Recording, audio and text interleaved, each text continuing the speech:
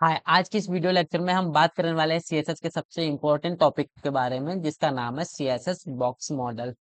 क्या आपने कभी सोचा है कि सीएसएस में किसी एलिमेंट के आसपास जो हमें स्पेस दिखाई देता है वो आखिर आता कहाँ से है? क्यों कभी पैडिंग को बढ़ाने पर बॉक्स बड़ा हो जाता है और मार्जिन देने पर एलिमेंट दूर चले जाते हैं?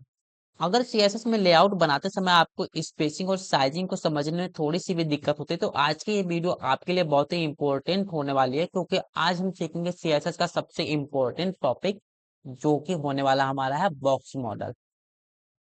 तो वीडियो को अंत तक जरूर देखिएगा, क्योंकि इसे समझने के बाद सीएसएस लेआउट आपके लिए काफी आसान हो जाएगा।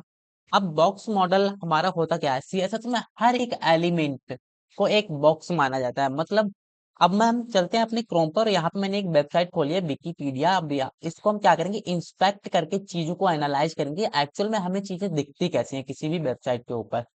तो यहाँ पे अगर मैं बात करूं, तो मैंने अपनी एक ये वेबसाइट खोल ली। अब यहाँ पे जो हमारा ये लोगो दिख रहा है विकिपीडिया नाम से, तो ये क्या है?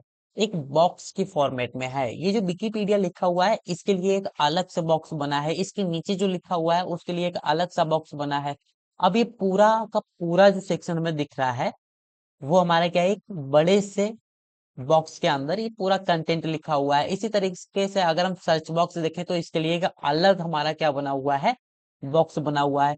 अब यहाँ पे हम चलते हैं अपने नेविगेशन बार पे, तो नेविगेशन बार के लिए भी हमारा एक अलग से क्या बना हुआ है, बॉक्स बना हुआ है। जितना भी हमारा कंटेंट लिखा हुआ है उसके लिए एक अलग बॉक्स है। अब जितने भी इसमें सेक्शन है उनके लिए अलग अलग हमारे पास क्या है, बॉक्स है। अब इन सेक्शन में हमें दिख रहा है कि हमारे पास कुछ ऑरेंज कलर का जो एरिया आ रहा है वो क्या है। इन सब चीजों को अभी बहुत ही डिटेल में हम देखेंगे कि ये सब क्या है। बीच में जो हमें ब्लू कलर का दिख रहा है वो हमारा क्या है, एक्चुअल में कंटेंट है जो हमारी वेबसाइट पे एक्चुअल में लिखा हुआ है। जो भी हम किसी पैराग्राफ सेक्शन या फिर हेडिंग वगैरह जो भी हम लिखते हैं वो हमारा एक सेक्शन के अंदर एक बॉक्स के अंदर आता है, और ऊपर जो भी हमें गैप दिख रहा है ऑरेंज कलर का वो हमारा क्या है, एक पैडिंग है।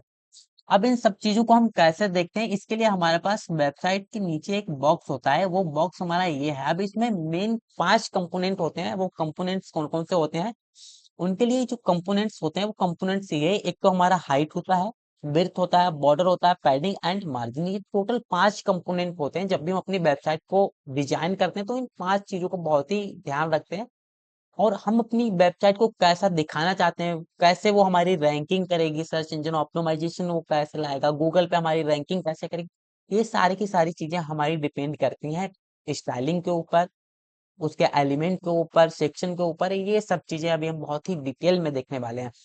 अब अगर मैं बात करूं, ये बॉक्स मॉडल जो है इनकी अगर मैं बात करूं, तो यहाँ पे हमारे जो बॉक्स है, ठीक है, अब ये बॉक्स काम कैसे करते हैं, इसके लिए क्या होता है, अगर मैं बात करूं इन दोनों की, तो यहाँ पे हमारी जो हॉरिजेंटल लाइन होती है वो हमारी क्या होती है, एक वृत्त के लिए होती है, ठीक है।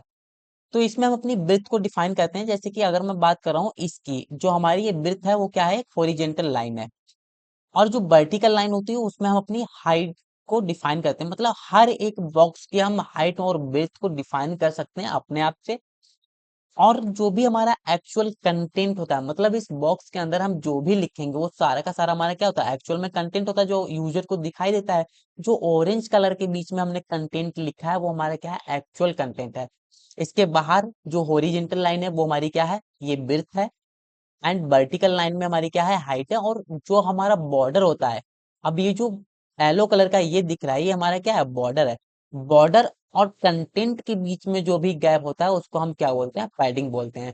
इसी तरीके से जब हमारे पास दो बॉक्स हैं या फिर हमारे पास क्या है, मान लो दो एलिमेंट्स हैं, उनके बीच में जब हम क्या करते हैं, गैप को डिफाइन करते हैं, तो वो गैप हमारे क्या कहलाता है, मार्जिन कहलाता है।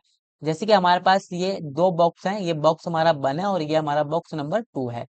तो इन दोनों बॉक्स के बीच में जो भी गैप है, मतलब हम इस गैप की बात करें, इस गैप, इन दोनों बॉक्स के बीच में जो ये गैप है उसको हम क्या बोलते हैं, मार्जिन बोलते हैं। तो हमारा बॉक्स मॉडल एक्चुअली में जो वर्क करता है वो एक बॉक्स मॉडल के ऊपर वो काम करता है। इसमें मेजर जो कंपोनेंट्स होते हैं वो 5 होते हैं, height, width, padding, border and margin.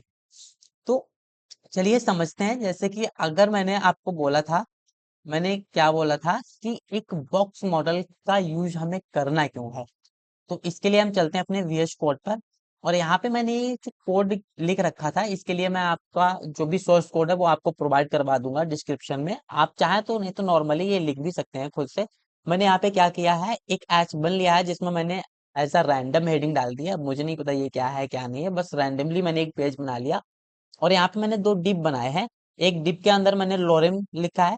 अब कुछ नहीं आपको लिखना है, बस यहाँ पे लोरेम लिखना है, ठीक है, लोरेम।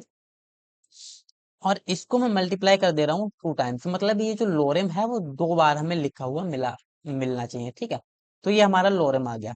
अब इसको हम चलेंगे अपने वेब पेज के ऊपर, देखेंगे कि हमारा एक्चुअल में डॉक्यूमेंट दिखाई कैसा दे रहा है। तो एक्चुअल में जो अभी हमारा डॉक्यूमेंट है वो कुछ इस तरीके से हमें दिखाई दे रहा है।